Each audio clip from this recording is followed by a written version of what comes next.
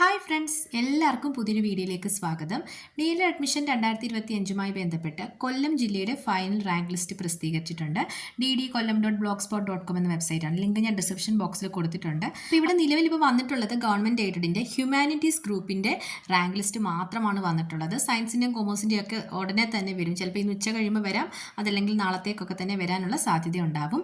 അപ്പോൾ സെപ്റ്റംബർ 15 നിങ്ങളുടെ interview date വരുന്നത്.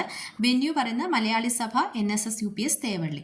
ടൈം 10:30 പറയുന്നത്. അപ്പോൾ 10:30 തന്നെ നിങ്ങൾ ആ ഒരു സെൻറ്ററിൽ എത്തിച്ചേരുക.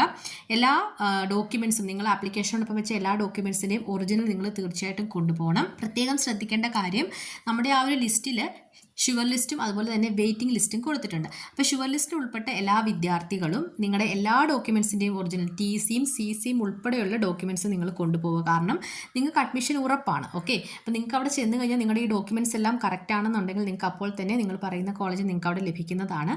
അതുകൊണ്ട് തന്നെ നിങ്ങൾക്ക് TCയും CCയും എല്ലാം തന്നെ കൊണ്ടുപോകാം. ഇവിടെ നിങ്ങൾക്ക് ഷുവർ ലിസ്റ്റ്, മെറിറ്റ് ലിസ്റ്റ് എന്ന് ഉദ്ദേശിക്കുന്ന ഷുവർ ലിസ്റ്റാണ്. അപ്പോൾ ഈ ഒരു ലിസ്റ്റിൽ ഉൾപ്പെട്ട വിദ്യാർത്ഥികൾ അഡ്മിഷൻ ഉറപ്പാണ്. അതിൻ്റെ തൊട്ട് താഴെ തന്നെ നിങ്ങൾക്ക് വെയിറ്റിംഗ് ലിസ്റ്റ് എന്ന് കാണാം. അപ്പോൾ ഈ ഒരു ഷുവർ ലിസ്റ്റിലുള്ള വിദ്യാർത്ഥികൾ വന്നിട്ടില്ലെങ്കിലാണ് വെയിറ്റിംഗ് ലിസ്റ്റിലുള്ളവരെ പരിഗണിക്കുന്നത്.